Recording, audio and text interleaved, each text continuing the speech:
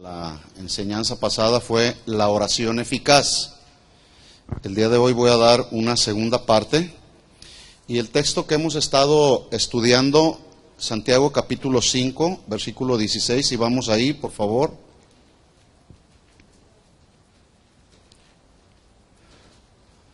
Santiago capítulo 5, versículo 16. Dice: confesaos vuestras ofensas unos a otros y orad unos por otros, para que seáis sanados. Y la oración eficaz del justo puede mucho. ¿Cómo es la oración eficaz del justo? Poderosa, puede mucho. Vamos a orar. Señor, te damos gracias en esta noche. Gracias por todas las cosas que suceden. Tu palabra dice que demos gracias a Dios en todo y por todo. Y sabemos que tú tienes un plan, Señor, para cada uno de nosotros en esta noche. Tienes un propósito. Nos has reunido, Señor, en este lugar con un propósito divino, Señor. Estamos aquí y queremos aprender de ti, Señor. Pedimos que tu Espíritu Santo, Señor, nos ministre al corazón, para que podamos salir de este lugar llenos con tu palabra, Señor. Porque tu palabra en nuestro corazón alumbra nuestro entendimiento, Señor. Nos hace sabios, Señor. Nos hace diligentes. Tu palabra es viva. Tu palabra nos instruye, Señor. Tu palabra nos enseña. Tu palabra nos redarguye, Señor. Tu palabra es el alimento para nuestra alma. Por eso queremos aprender de tu palabra, Señor. Háblanos al corazón, Señor. Nuestra vida está dispuesta para ti en esta noche. Te lo pedimos todo esto en el nombre de Jesús. Amén. Amén. Sin lugar a dudas, todos en la vida, todos en la vida cotidiana, experimentamos necesidades diferentes, muy variadas. Por tal motivo, una de las necesidades básicas de todo cristiano, de todas las edades, desde los niños, por tal motivo, porque todos experimentamos necesidades, pues una necesidad básica de un verdadero discípulo de Jesús, que debe de estar muy por encima de las necesidades cotidianas. Hoy tenemos una necesidad, ¿verdad? Mañana volvemos a tener otra necesidad, pero por encima de cualquier necesidad, una de las necesidades más apremiantes del ser humano, del cristiano principalmente, debe de ser la oración. O mejor dicho, del cristiano. El que no es cristiano, ese no ora, porque pues no conoce a Dios, no cree que Dios es Dios, ¿verdad? Pero los hijos de Dios debemos orar a Dios, porque hay necesidades, y Él es el único que puede ayudarnos a resolver nuestras necesidades. Dijimos que la oración eficaz es aquella oración que se hace como conviene, conforme a la voluntad de Dios. La palabra eficaz es un verbo, dijimos la semana pasada, es el verbo energeo, de donde se deriva otra palabra griega, energés, que de ahí se traduce la palabra al castellano energía. Energía, entonces eficaz es energía, es la acción, es el poder, la eficacia de Dios para obrar. La eficacia de Dios para obrar en los hijos de Dios. ¿Cuántos hijos de Dios hay aquí? Sí. Bueno, la oración nos ayuda, la oración eficaz, con la energía de Dios, nos va a ayudar a los hijos de Dios, obra hacia los hijos de Dios. Los hijos de Dios que son justos, que son equitativos en carácter, en acciones, como consecuencia de haber sido justificados por Dios, ¿sí? Declarados sin culpa. Hebreos capítulo 4, versículo 12 fue otro texto que estudiamos la semana pasada, un texto muy conocido por todos que habla de eficacia. Dice, porque la palabra de Dios es viva. ¿Por qué es viva la palabra de Dios? ¿Por qué?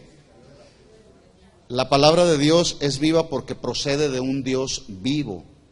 Dios no está muerto. ¿O sí está muerto Dios? Dios no está muerto. Y la palabra de Dios es viva porque procede de un Dios vivo hacia hijos que están vivos. ¿Cuántos están vivos? Espiritualmente hablando. ¿Sí? Entonces, la palabra de Dios es viva y luego añade otra expresión que es eficaz. Es decir, que tiene la energía, contiene la energía, el poder de Dios para transformar. La palabra de Dios nos transforma, la palabra de Dios nos cambia de dentro hacia afuera. ¿Cuánto les ha cambiado la palabra de Dios? La palabra de Dios nos educa también, la palabra de Dios nos instruye, nos hace sabios, nos ayuda a discernir el corazón de Dios, la palabra de Dios. Por eso hay que leer la Biblia, hay que releerla una y otra vez. Dice que es más cortante que toda espada de dos filos y penetra hasta partir el alma y el espíritu, hasta separar lo terrenal de lo espiritual, para que entonces los hijos de Dios podamos seguir los asuntos espirituales. Y eso es lo que hace la palabra de Dios, nos lleva hacia lo espiritual y nos hace alejarnos de lo carnal. Por eso hay que orar como a Dios conviene y hay que orar conforme a la palabra de Dios, ¿sí? Porque es viva y es eficaz, penetra hasta las coyunturas, hasta los tuétanos, discierne los pensamientos y las intenciones del corazón. La semana pasada vimos una de las oraciones de Pablo. Miren el corazón de Pablo para la iglesia de Éfeso. Pablo decía: quiero que ustedes conozcan cuál es la supereminente grandeza de su poder. Que podamos, cuando estamos estudiando la Biblia, podemos darnos cuenta de del supereminente poder de Dios para con nosotros los que creemos según la operación del poder de su fuerza. Solamente el poder de su palabra nos cambió. Ningún método cambia al ser humano, o sí los cambia. Los métodos no cambian, pero Dios sí puede cambiar con el poder de su palabra. Efesios 1:20 dice: poder que operó, ¿sí?, en Cristo, resucitándole de los muertos y sentándole a la diestra en los lugares celestiales. Esa palabra, lo cual, el poder que operó, es la palabra energeo. Es la energía, la acción, el poder, la eficacia de Dios. ¿Para qué? Para levantar a Jesús de la muerte, ¿sí? Entonces, Pablo habla de la operación de su poder que resucitó a Jesús de los muertos, y es un poder que es eficaz. En otras palabras, Jesús vino de la parte más elevada del cielo, donde está el trono de Dios, bajó a la parte más baja, a las profundidades de la tierra, que es el Seol, para entonces Dios levantarlo con su poder, levantarlo de la parte más baja hacia la parte más alta. Y para Dios haber hecho todo eso, tuvo que utilizar o hacer uso de su energía, de su poder. Poder de Dios es el poder que solamente puede levantar a alguien de la muerte. ¿Se acuerdan de la resurrección de Lázaro? Fue el poder de Dios, fue la energía de Dios, la acción de Dios. No estoy hablando de una energía meramente humana, estoy hablando de una energía espiritual que tiene que ver con el poder de Dios. Y no solamente lo resucitó de la muerte, sino que lo puso en el lugar más alto, que es el cielo, y lo sentó en el trono de Dios a la diestra del Padre. ¿Y qué está haciendo Jesús ahí a la diestra del Padre? Intercediendo por ti y por mí. Está intercediendo por nosotros. Esto quiere decir pues que con su poder, con su energía, con su eficacia, Dios, que es el único que tiene ese poder, destruyó a través de la muerte de Cristo al que tenía el imperio de la muerte. ¿Quién tenía en sus manos la muerte? El diablo. ¿Sí? El diablo pensó que con la muerte de Cristo en la cruz había triunfado, pero no sabía que en el plan perfecto de Dios, la muerte de Jesucristo nos estaría dando a usted y a mí la victoria. ¿Sí? Teniendo pues en mente todo esto, el poder, la eficacia de Dios, hoy vamos a estudiar, y yo quisiera haber terminado todo el tema, 4 principios que debemos considerar en nuestras oraciones, pero no se asusten, nomás vamos a ver uno. ¿Sí? Porque vamos a ver uno, vamos a estudiar uno entonces de 4 principios que debemos considerar en nuestras oraciones, estando conscientes que la respuesta a nuestras oraciones quedará bajo la estricta soberanía de Dios y la voluntad de Dios. ¿Sí? Entonces hay que estar conscientes de eso. Debemos aplicar estos principios en nuestras oraciones, pero al final de cuentas Dios decide si contesta o no contesta. Si contesta o guarda silencio, ¿verdad? Número 1 entonces, principio número 1. Cuando usted ora, voy a hacer la pregunta antes de mencionar el principio. Cuando usted ora, ¿Con qué actitud ora? ¿Con qué actitud ora? Cuando usted va, porque se supone que todos, ¿cuántos oraron hoy? Bueno, cuando tú te acercaste ahí a la presencia de Dios hoy en la mañana, ¿con qué actitud te acercaste a orar ahí a la presencia de Dios? ¿Con orgullo? ¿Con humildad? ¿Reconociendo su grandeza, su majestad? Esa es la actitud con la que tenemos que acercarnos a Dios. Sin embargo, hay quienes se acercan a Dios con una actitud de orgullo, de prepotencia inclusive, y le exigen a Dios. A Dios no se le exige. ¿Sí? Entonces, y cuando tú te acercas con esta actitud humilde, el primer principio que debemos considerar en nuestra oración es orar con fe. ¿Orar cómo? Con fe. Fe, esta palabra fe en su sentido literal, ya lo hemos estudiado infinidad de veces, en su sentido literal es creer, confiar, tener confianza en la veracidad de Dios. ¿Cuántos confían en Dios? La Biblia dice en Romanos 3:4 que Dios es veraz y el hombre mentiroso. Dios no es como nosotros. Por eso Dios es confiable, hay que confiar en Él, hay que esperar en Él, ¿verdad? Él es veraz, y la palabra veraz, refiriéndose a Dios, habla del carácter verdadero de Dios, pero también habla del carácter inmutable de Dios. Dios no cambia. Todas las promesas que están aquí en la Biblia, que son más de 8,000 promesas que Dios hizo, están ahí en espera de su cumplimiento, y Dios lo cumplirá en su soberanía, en su voluntad, ¿sí? Pero usted y yo debemos de creer en esas promesas porque son las promesas de Dios. Y la Biblia dice, hablando San Pablo a los Corintios, él les dijo que las promesas de Dios son en Él sí, o sea, se cumplen, así sea, en Él sí y en Él amén. O sea, Dios no es hombre para mentir. Dice en Números 23:19, Dios no es hombre para que mienta, ni hijo de hombre para que se arrepienta. Él dijo y no hará, habló y no lo ejecutará. ¿A cuántos Dios les ha hecho una promesa y no se las ha cumplido? Levanten la mano. ¿Te hizo una promesa y no te la cumplió? Esa es la pregunta que hice. Entonces, a ver, ¿a cuántos Dios les hizo una promesa y no se las cumplió? ¿No se la cumplió? Bueno, a lo mejor todavía no se la cumple, está por cumplirla. Pero cuando Dios hace una promesa, Dios la cumple. Porque Dios no es como nosotros. A veces nosotros hacemos promesas. Ahora sí, Señor, te prometo, Señor. Y a veces no cumplimos. Pero Dios no es como nosotros. Dios nos da su promesa y la cumplirá. Tarde o temprano cumplirá esa promesa, ¿verdad? ¿Por qué? Porque se cumple en Números 23:19. Él no es hombre para que mienta, ni hijo de hombre para que se arrepienta.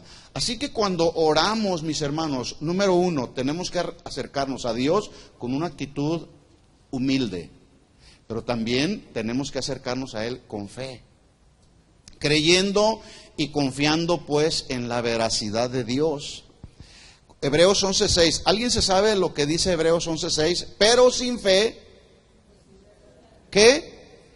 Es imposible agradar a Dios sin fe. ¿Cuántos tienen fe? Bueno, cuando te acercas a Dios, hay que acercarnos creyendo en Él, en la veracidad de Dios, en el carácter verdadero e inmutable de Dios. Es necesario que el que se acerca a Dios crea que le hay. Sin fe es imposible agradar a Dios, porque es necesario que el que se acerca a Dios, escuchen esto, es muy diferente que yo me acerque aquí a Él, estoy en una cercanía con Él, ¿verdad? Pero es muy diferente cuando nos acercamos a Dios. Acercarnos a Dios significa acercarme a su presencia, pero también en un acto de adoración, respeto y reverencia a Dios, porque Él es Dios. ¿Sí? Podemos acercarnos los unos a los otros y nos saludamos y está bien eso, pero cuando nos acercamos a Dios hay que acercarnos con respeto, con reverencia y una actitud de adoración a Él, porque Él es Dios. ¿De acuerdo? Y eso es lo que dice Hebreos 11:6. El que se acerca a Dios en un acto de adoración, en un acto de respeto y reverencia, dice, el que se acerca a Dios, crea que le hay y que es galardonador de los que le buscan. Esa palabra creer tiene que ver con fe también, ¿sí? Significa tener fe y confianza en Dios. Entonces, el que se acerca a Dios tiene que creer que Él es galardonador de los que le buscan. Por lo tanto, debemos pedir a Dios por las cosas materiales de este mundo. Cuando te acercas a Dios, ¿qué le pides a Dios? ¿Qué le pedimos a Dios? Porque a veces nuestras oraciones son oraciones que tienen que ver solamente con lo material. Entonces, hay que acercarnos a Dios a pedirle las cosas del reino celestial. Porque las cosas de la tierra, Él nos las da como una añadidura. Muchas gracias. Él nos las da como una añadidura. Mateo capítulo 6, versículo 28.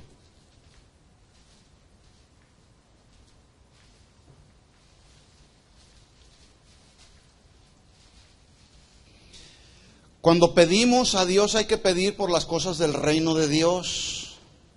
Las cosas materiales vienen como añadidura. Dice Mateo capítulo 6, versículo 28. Mateo capítulo 6, versículo 28. Y por el vestido, ¿por qué se afanan? ¿Qué me voy a poner mañana? Bueno, hay algunas mujeres que tienen el armario lleno de vestidos y dicen, no tengo que ponerme, dicen algunas. Por el vestido, ¿por qué os afanáis? Dice Jesús. Los afanes de este mundo, mis hermanos, han sido uno de los factores de distracción más impresionantes que nos han robado a los cristianos, a los hijos de Dios, momentos a solas con Dios. Está comprobado, está comprobado. Los afanes de este mundo. Es que tengo que trabajar, es que tengo que hacer esto, tengo que ir aquí, tengo que ir allá. Y los afanes de este mundo nos roban esos momentos tan importantes que debemos estar a solas con Dios. De pronto nos encontramos en lo que yo llamo la tiranía de lo urgente. ¿Qué significa la tiranía de lo urgente? Que andamos haciendo solamente las cosas urgentes y dejamos las cosas importantes. ¿Es importante orar? ¿Y por qué a veces cambiamos los papeles? Y en lugar de hacer lo que es importante, que es primero orar, hacemos lo que es más urgente, que es trabajar. ¿Qué es primero, orar o trabajar? Pero a veces se invierten los papeles. Algunos están riéndose de manera muy nerviosa, Afanarse. ¿Qué significa la palabra afanarse? Es pregunta de cuestionario para que le anoten, Pero ¿quién me puede decir así rápido, en breves palabras, qué entiende por la palabra afanarse? A ver ahí, fuerte, hermana Blanca. Esforzarse de más en algo o para algo. Muy bien. Aquí. Buscar algo sin importar el precio a pagar. Muy bien. ¿Qué más? Aquí. Estar preocupado por hacer las cosas. Muy bien. Estar preocupado por hacer las cosas. Ahí atrás, Aldo.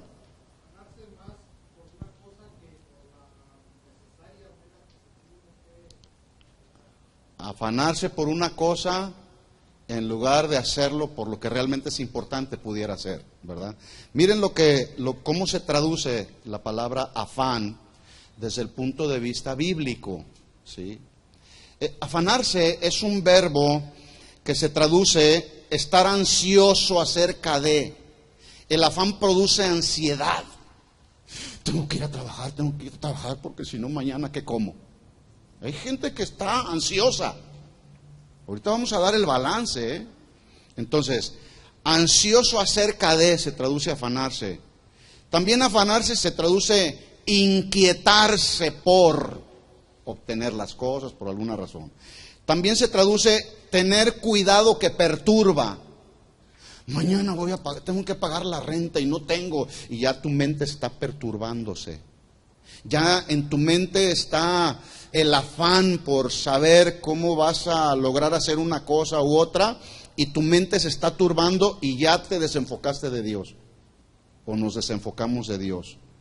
Afanarse también habla de estar acongojado, algo que produce una congoja, tristeza del alma, estar preocupado por, eso es afán. Y resulta que Jesús dice en Mateo 6:28 que estas palabras son palabras que están en el Sermón del Monte. Dice Jesús, por el vestido, ¿por qué se afanan? Está preguntando Jesús, ¿por qué se preocupan? ¿Por qué están acongojados? ¿Por qué están ansiosos? ¿Por qué se han inquietado por el vestido, lo que van a vestir? Luego añade Jesús diciendo, considerad los lirios del campo cómo crecen, no trabajan ni hilan. Esta palabra considerar se traduce aprender completamente. Entonces cobra sentido el versículo. Dice Jesús, ¿por qué se preocupan? ¿Por qué se ponen acongojados, ansiosos por el vestido? Más bien aprendan de los lirios del campo, cómo van creciendo y no trabajan ni hilan. Versículo 29, pero les digo que ni aun Salomón con toda su gloria se vistió. Habla de una gloria humana, habla de las glorias humanas, de los logros humanos.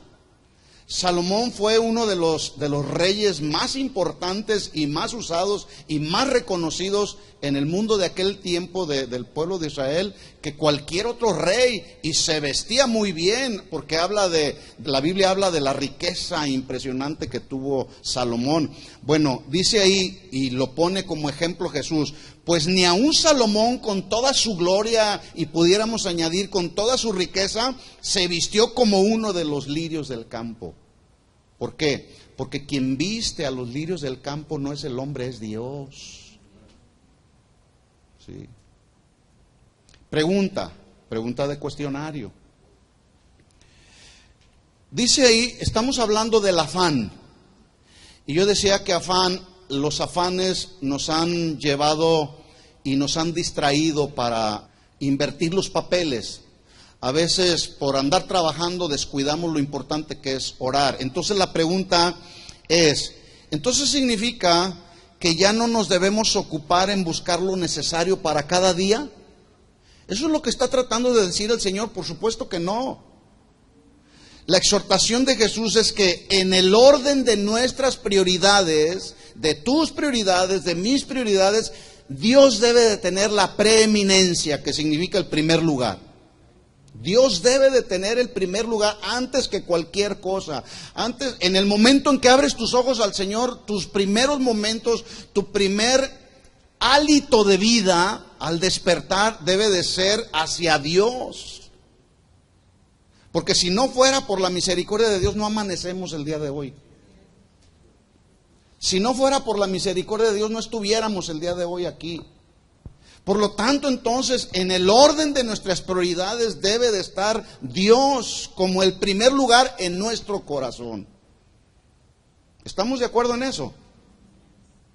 Acuérdese, estamos hablando del primer principio. Cuando nos acercamos a orar a Dios, tenemos que acercarnos primero con una actitud humilde, pero también tenemos que acercarnos a Dios con fe, creyendo en la veracidad de Dios, en la inmutabilidad de Dios.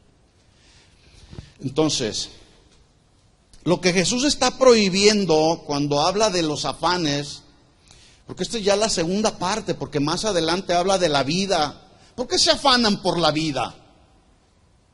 Porque la gente también dice, voy a trabajar para vivir, y viven para trabajar, y trabajan para vivir, pero viven mal. Algunos ni siquiera disfrutan lo que les llega a su mano. No lo disfrutan. ¿Saben por qué? Porque se la viven trabajando. Conozco personas que se salen a las 6 de la mañana y no regresan hasta las 12 de la noche a su casa. Pero tienen lujos en su casa. ¿Y de qué les sirve? No los disfrutan. No los disfrutan. Entonces, lo que Jesús está más bien hablando respecto a los afanes Es una preocupación que produce ansiedad, que conduce a los hijos de Dios a la congoja, a la angustia, a la turbación del alma. Por tanto, la expresión de Jesús la podemos leer de esta manera, parafraseando las palabras de Jesús. Dice Jesús de la siguiente manera: no tengan una preocupación ansiosa que los lleve a la congoja, a la angustia, a la turbación del alma acerca de lo que van a vestir o acerca de la vida. El Señor enseña a no estar en una actitud ansiosa de inquietud, pensando en el futuro, porque Él tiene en control el futuro. El futuro de tu vida, el futuro de mi vida está en las manos de Dios. Él sabe lo que va a pasar mañana. Yo no lo sé, pero Él sí lo sabe, porque Él es Dios y es omnisciente. La preocupación, la congoja, la ansiedad, escuchen esto, mis hermanos, son resultado de nuestra falta de fe.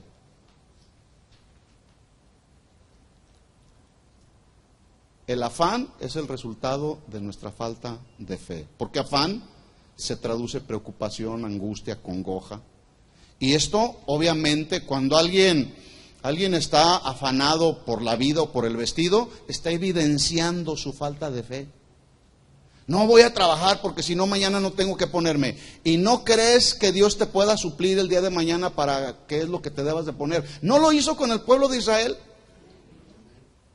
40 años en el desierto el pueblo de Israel, y ahí en el desierto Dios les dio el mejor alimento que jamás habían comido los israelitas, pero ellos demandaron carne, porque el maná ya les había enfadado, la ropa no se les envejecía, el calzado les iba creciendo conforme les crecía su pie. Eso solamente lo puede hacer Dios. Y si lo hizo Dios con el pueblo de Israel, ¿tú crees que no lo puede hacer con nosotros? Pero se necesita fe para creer. Se necesita fe para estar en este lugar el día de hoy con este calor. ¿Cuántos tienen fe? Bueno, pues aguántese. La fe es la certeza y la convicción de lo que no se ve y no se siente. No sentimos lo fresco, sentimos el calorcito, pero estamos bien. Ahí en Mexicali están a 123 grados. En Phoenix están a 120 grados. Yo acabo de estar el jueves pasado en Phoenix y yo les dije, ya me voy de aquí. Ahí se quedan con su calor. Les dije a los hermanos, de veras se requiere fe para vivir en esta ciudad de Phoenix. Y sí se requiere fe, ¿verdad? Para todo se requiere fe. La vida del cristiano es por fe, no por lo que se ve. El justo por la fe vivirá. Entonces, el creyente que conoce a Dios, que conoce los dichos de Dios, porque suele estar en la presencia de Dios, sabe, cree y confía que su vida está en las manos de Dios. ¿Sí confías que tu vida está en las manos de Dios? Jesús fue a la cruz. ¿Por qué crees que fue a la cruz Jesús? ¿Por qué fue a la cruz Jesús? Por amor a la humanidad, pero para rescatar nuestra vida, para darle vida nueva a nuestra vida que estaba perdida. ¿Sí? Entonces, Jesús fue a la cruz por nuestra vida, porque para Dios la vida del hombre obra la justicia de Dios. Para Dios la vida del hombre obra la justicia de Dios. Y la justicia de Dios vino a través del sacrificio de Jesús en la cruz del Calvario. Por eso es que ahora usted y yo somos justos delante del Padre. Hemos sido justificados por la fe, por el sacrificio perfecto de Jesús en la cruz. Entonces, si Dios estuvo dispuesto a enviar a su Hijo, y su Hijo vino a este mundo a dar su vida por nuestra vida, entonces, ¿por qué afanarnos por las cosas que sustentan nuestra vida? ¿Por qué? ¿Por qué nos afanamos? Pedro dijo así en 1 Pedro 5:7, se lo leo rápido.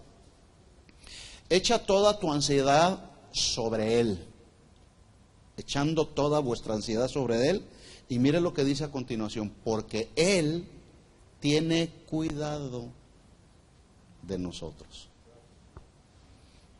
A Dios no se le escapa nada, ¿verdad que no? Él tiene cuidado de nosotros.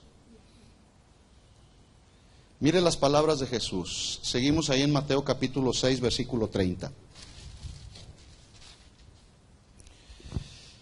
Y si la hierba del campo que hoy es y mañana se echa en el horno, como este horno, Dios la viste así, ¿no hará mucho más por ustedes? Y termina diciendo Jesús, hombres y mujeres de poca fe. ¿Cómo cree que va madurando la fe en los cristianos? ¿Cómo madura la fe? ¿Que no es a través del horno de la prueba, meternos al horno de la prueba? Así va madurando nuestra fe, ¿verdad? ¿Para qué? Para que esa poca fe vaya creciendo poco a poco. A todos se nos ha dado una medida de fe. La fe es un don de Dios, es un regalo de Dios, no nacemos con fe. Y la fe se va desarrollando a través de ir conociendo a Dios. ¿Cómo conocemos a Dios si no es por la palabra de Dios? Sí. La fe viene por el oír. ¿El oír qué?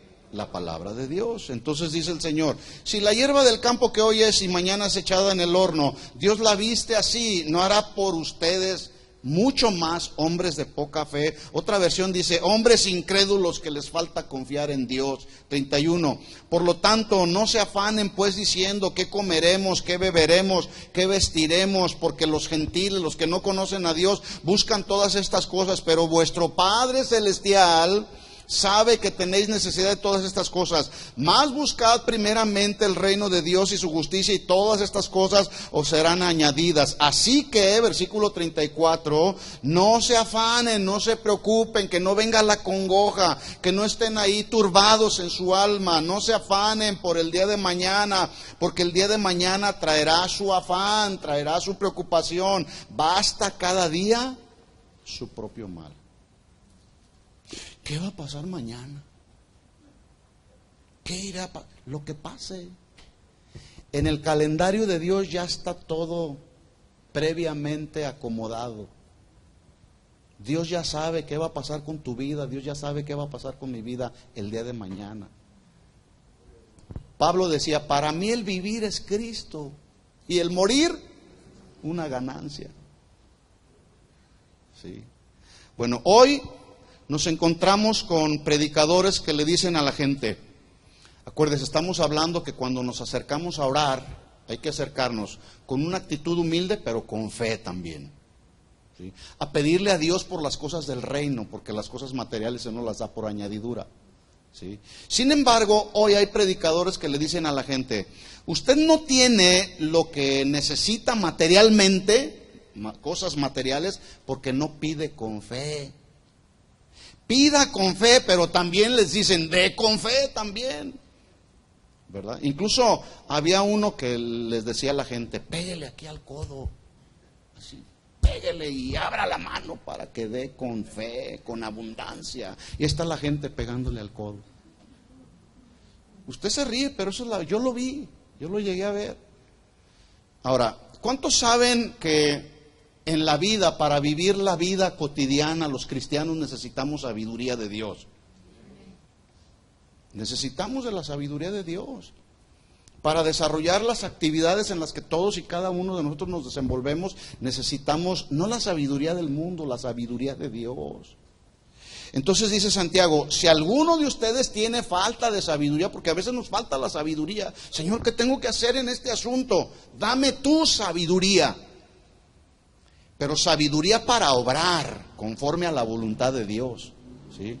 Dice Santiago, si tienes falta de sabiduría, pídela a Dios, el cual la dará a todos abundantemente y sin reproches, y te será dada. Luego el versículo 6 dice, pero pida con fe. ¿Qué es fe? Creer.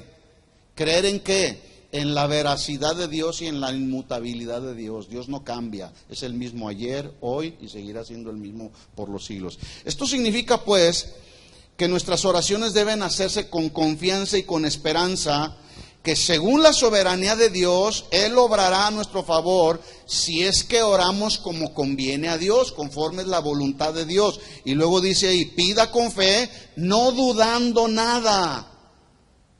¿Qué es la duda? falta de fe.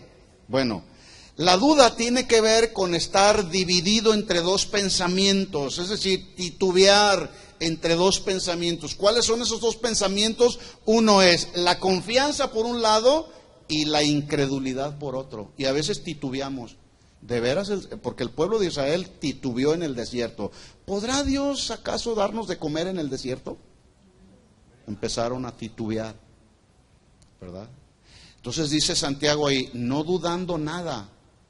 O sea, en tu mente que no esté en esos dos pensamientos, confía. Hay que confiar en Dios. Que este tiempo se va a acabar. Este clima se va a acabar. ¿Sí? Dios está probando nuestra fe, mis hermanos. ¿Sí o no? A ver de qué material estamos hechos. Y a veces Dios nos mete en este tipo de situaciones, ¿verdad? Incómodas para algunos. Es incómodo, es esto, es incómodo, ¿verdad? El sábado estuve en una boda al aire libre y estaba el calor impresionante, así, y el sol aquí así, pegándome. Y ahí estoy, pero fue una bendición. Casamos a unos hermanos ahí, ¿verdad? Entonces, no dudando nada, es decir, que tu mente no esté dividida entre dos pensamientos, entre la confianza y la incredulidad. El que conoce a Dios va a confiar en Dios. El que no conoce a Dios va a estar ahí titubeando entre su... ¿Confiaré? No, mejor lo hago yo.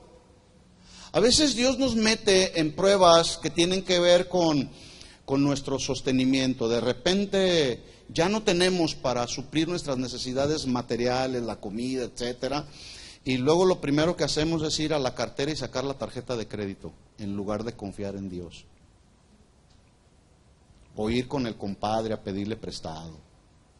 Acuérdese lo que dice la Biblia en Proverbios. El que pide prestado es siervo del que le presta. Te conviertes en esclavo del que te presta. Entonces mejor no hay que pedir prestado, mejor hay que esperar en Dios. Dios va a suplir cada necesidad. Yo sé de lo que les estoy hablando, hermanos. Entonces dice ahí, si tienes falta de sabiduría, pídela a Dios. Pero hay que pedirla con fe, no dudando. Porque el que duda, dice Santiago, es semejante a las ondas del mar que son arrastradas por el viento y echadas de una parte a otra. Quienes dudan, escuchen esto, quienes dudan del poder de Dios, de la autoridad de Dios, de la soberanía de Dios, de la capacidad de Dios, de la energía, de la eficacia de Dios para proveer sabiduría o para proveer todo tipo de sustento físico o espiritual, son como el mar revuelto, como las olas del mar que van y vienen. Hoy tienen fe y mañana tienen depresión. Así son algunos cristianos. Esa es la verdad. Porque no han desarrollado un buen nivel de fe. Porque cuando se acercan a orar, no se acercan a orar con humildad y teniendo fe en Dios, creyendo lo que están pidiendo, sabiduría para nosotros. Otras veces cuando nos acercamos a Dios, somos como las ondas del mar, ¿no? Hoy estoy en victoria, mañana estoy en derrota. Inclusive hay algunos que se creen más sabios y más entendidos y más inteligentes que Dios. Y le dicen a Dios, se acercan a Dios y le dicen, Señor, quiero que lo hagas de esta manera, ¿eh? Este es el plan que te voy a pasar, Señor. Esta es mi lista de peticiones. Así quiero que lo hagas, Señor. No, a Dios no se acerca así.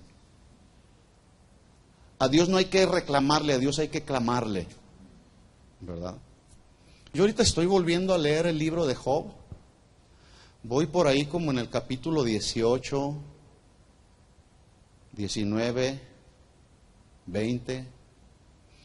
Pero los primeros, el capítulo 3 y el 4, Job maldijo el día en que nació. O sea, Job estaba pasando por una prueba muy fuerte. Inclusive vinieron sus amigos, algunos a molestarlo, algunos otros a animarlo, algunos otros a confrontarlo, ¿verdad? Y Job se enoja y empieza a renegar contra ellos, hasta de Dios empezó a renegar. Se quiso sentir más inteligente y más sabio y más entendido que Dios. Mire lo que dice Job capítulo 38. Le voy a dejar de tarea que lea el capítulo 38 y 39 de Job. Y poquito del 40, ¿verdad? Si es que usted se cree más inteligente que Dios, o más entendido y más sabio que Dios, lea estos 3 capítulos.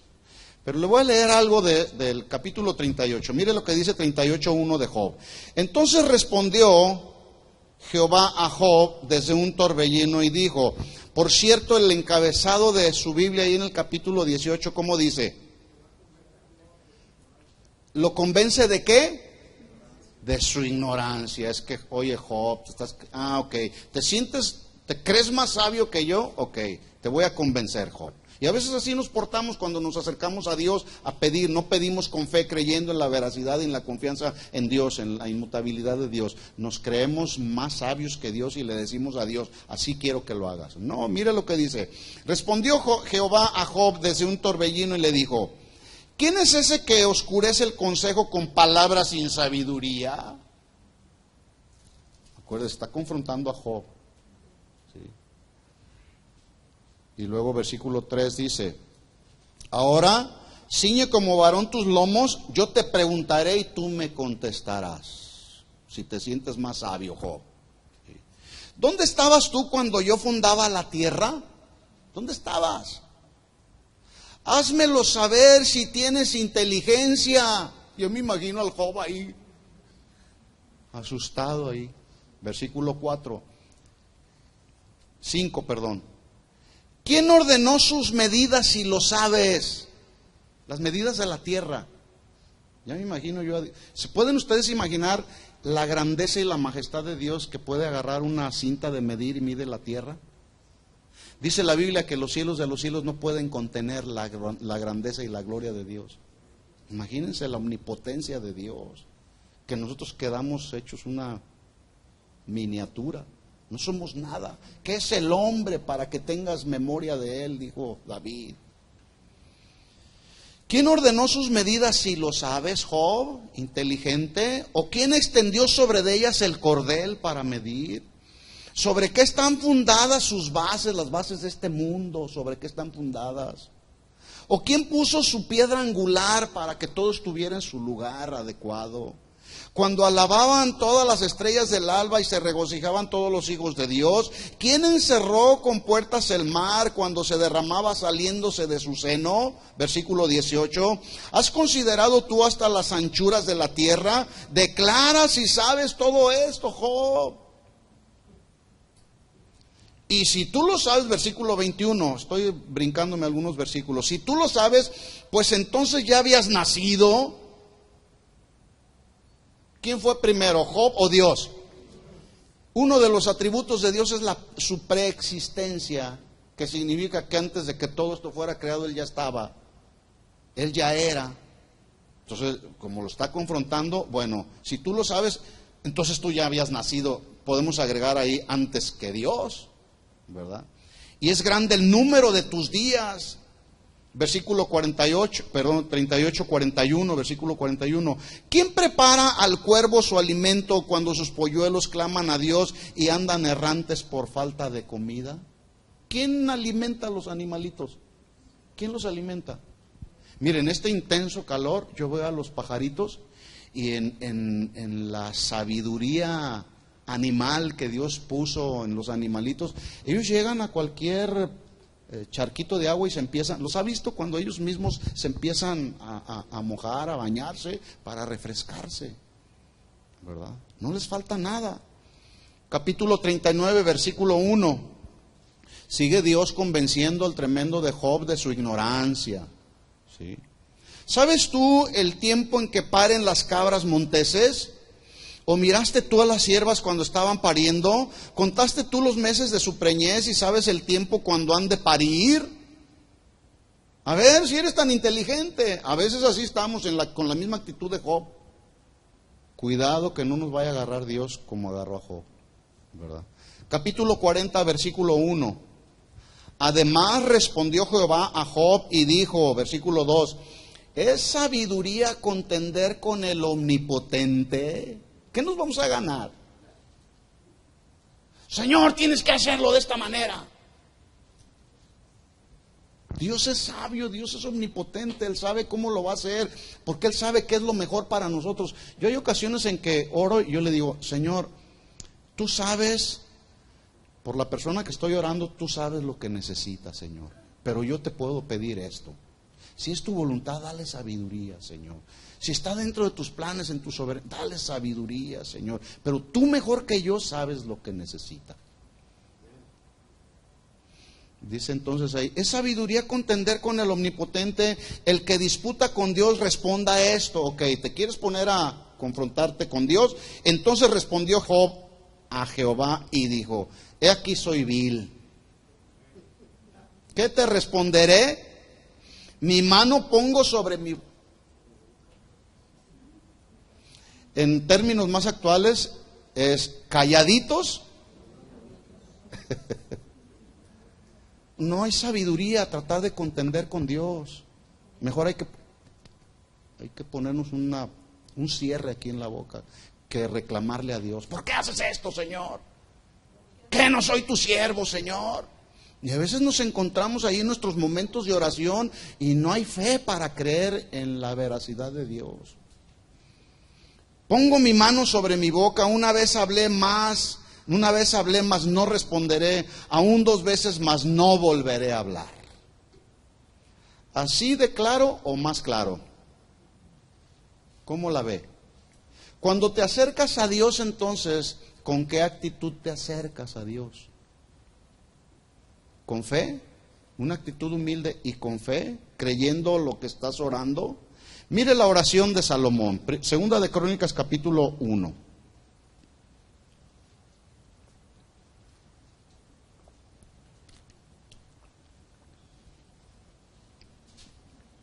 Segunda de Crónicas capítulo 1, versículo 4.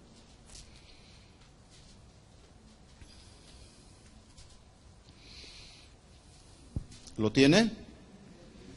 Pero David había traído el arca de Dios a Kiriat Jearim, al lugar que él le había preparado, porque él le había levantado una tienda en Jerusalén. Asimismo, el altar de bronce que había hecho Besaleel, hijo de Uri, hijo de Ur, estaba ahí delante del tabernáculo de Jehová, el cual fue a consultar a Salomón con aquella asamblea. La palabra clave aquí es consultar a Salomón. Pregunta, cuando usted consulta con alguien que no es en base a una plática y a un diálogo, oye, te quiero consultar esto, quiero preguntarte esto, y empieza uno a establecer un diálogo. ¿Que la oración no tiene que ver con una plática y un diálogo personal íntimo con nuestro Creador? Eso es la oración, un diálogo personal e íntimo.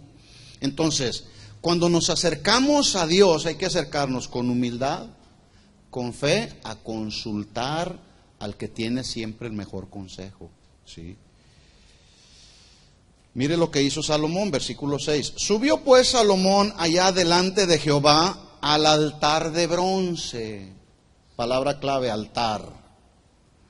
Los altares eran fabricados y eran en un tiempo, fueron como unas mesas donde se sacrificaban los animalitos que se ofrecían a Dios en holocausto, pero que se ofrecían, 1, para la limpieza de los pecados del pueblo, y 2, como un acto de adoración a Dios.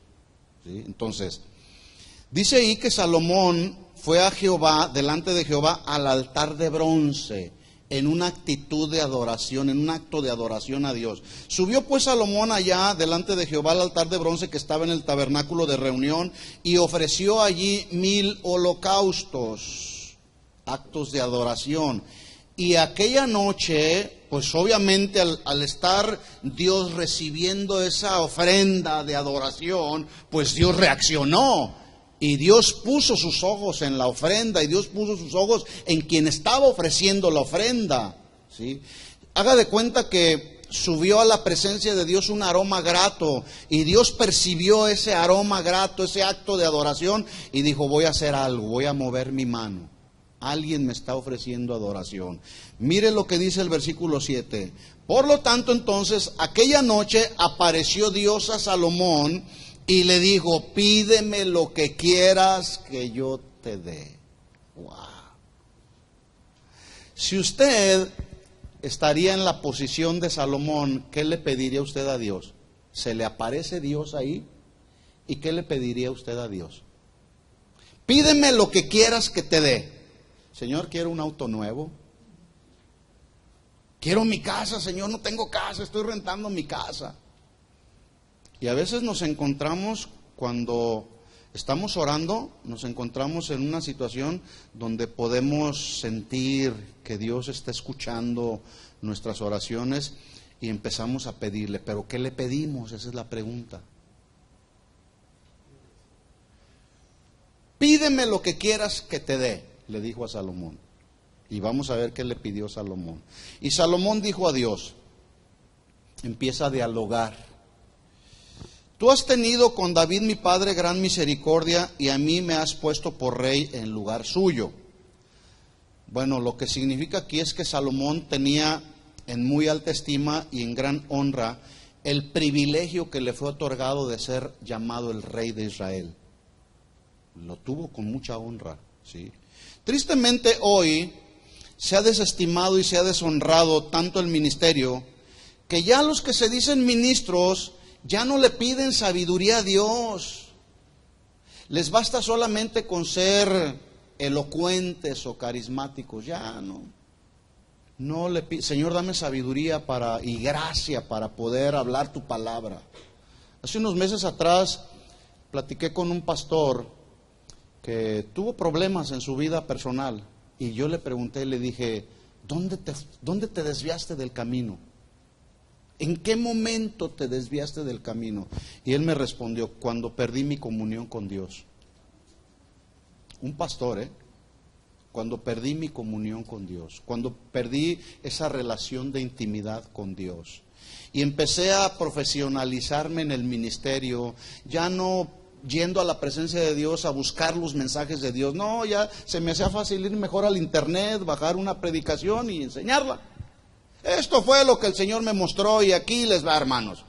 Mensajes elocuentes, sí eran mensajes elocuentes, pero no provenían, la fuente no era Dios, sino el intelecto humano. ¿Por qué? Porque él se había perdido en el camino, dejó la presencia de Dios. Y hoy hay ministros así, que ya se desviaron. Sí, tienen iglesias numerosas y dan mensajes, pero el problema es que muchos de esos mensajes que dan no son mensajes cuya fuente es Dios.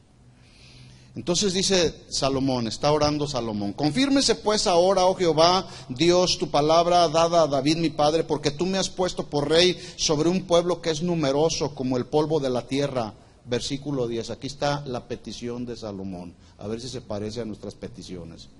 Dame ahora sabiduría y ciencia. ¿Será lo mismo la sabiduría y la ciencia? ¿Qué es sabiduría? Le voy a dar algunos sinónimos de lo que es la sabiduría. Sabiduría habla de prudencia, habla de cordura. Cuando una persona se conduce con cordura, de hecho la Biblia dice en Proverbios 19, 18 por ahí, dice, la cordura del hombre detiene su furor. Cuando no hay cordura, nos enfurecemos por algo que está pasando en nuestra vida. ¿Sí? Entonces, la cordura del hombre detiene el furor, el enojo. Y a veces el enemigo usa a los hermanos para perder la cordura y entrar en el ámbito del furor, de la ira, del enojo. Pero la sabiduría de Dios tiene que ver con el actuar con cordura, con sensatez, con buen juicio, con sentido común. Eso es sabiduría, son sinónimos de sabiduría, ¿sí? Y conocimiento o ciencia tiene que ver con el conocimiento de Dios, con la enseñanza bíblica, con la doctrina de Dios. Entonces mire lo que está pidiendo Salomón. Señor, dame sabiduría, dame cordura, dame prudencia para gobernar este pueblo. Se necesita prudencia, se necesita cordura, se necesita buen juicio, se necesita sensatez para gobernar al pueblo de Dios. ¿Sí o no? Por eso es que el que anhela obispado, buena obra desea. El que quiere servir a Dios, primero hay que estar seguros del llamado. Si no eres llamado, mejor ni te metas, porque se requiere sabiduría, prudencia, cordura, juicio, sentido común, sensatez y ciencia, conocimiento de lo bíblico. Y ese conocimiento de lo bíblico aplicado a la vida personal, pero a la vida del ministerio, habla de sabiduría también. Entonces, Salomón está pidiendo sabiduría y ciencia para presentarme delante de este pueblo, porque ¿quién podrá gobernar a este tu pueblo tan grande? Pregunta, ¿cree usted que esa oración que hizo Salomón fue una oración como conviene a la voluntad de Dios, sí o no? Obviamente que sí. ¿Cree usted que Dios respondió esa oración, sí o no? Sí, sí la respondió. Ahí lo dice el versículo 11. Dijo Dios a Salomón, estoy en 2 de Crónicas 1:11. Dijo Dios a Salomón, por cuanto hubo esto en tu corazón. De la abundancia del corazón habla la boca. De la abundancia del corazón salen nuestras peticiones, nuestras oraciones. Por cuanto hubo esto en tu corazón y no pediste riquezas, bienes o gloria, ni la vida de los que te quieren mal, ni pediste muchos días, sino que has pedido para ti sabiduría y ciencia para gobernar a mi pueblo sobre el cual te he puesto. ¿Se acuerda que dijo Jesús en el Sermón del Monte que los lirios del campo, ni Salomón con toda su gloria se vistió como los lirios del campo? Bueno, aquí está confirmando que Dios le dio la sabiduría y la ciencia, pero además le dio la gloria y las riquezas que no pidió. ¿Sí? Sino que has pedido para ti sabiduría y ciencia para gobernar a mi pueblo sobre el cual te he puesto. Sabiduría y ciencia, cordura, prudencia, sensatez, dominio propio, conocimiento de mi voluntad, te son dadas. Y también te daré riquezas, bienes y gloria, como nunca tuvieron los reyes que han sido antes de ti, ni tendrán los que vengan después de ti. Así que la pregunta obligada es, cuando tú te acercas a Dios en oración, ¿te acercas con humildad? ¿Te acercas con fe? Y la pregunta es, ¿y qué le pides? ¿Sabiduría y ciencia? Así que la oración eficaz del justo, dice una versión, tiene mucho poder, porque estamos hablando de la oración eficaz. Es decir, la oración que se hace como conviene a la voluntad de Dios, tiene mucho poder. Así que cuando nos acercamos a Dios, hay que acercarnos con fe. Hebreos 11:6 dice, pues, termino, sin fe es imposible agradar a Dios, porque es necesario que el que se acerca a Dios crea que le hay y que es galardonador de los que le buscan. Primer principio de 4. Considerar en nuestra oración, cuando nos acercamos a Dios, considerar la fe. Hay que orar a Dios con fe. El segundo principio que vamos a ver la próxima semana es orar sin desmayar.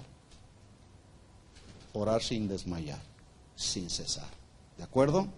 Oremos y pidamos a Dios con fe. Pidamos a Dios sabiduría y ciencia. Le invito a que se ponga de pie.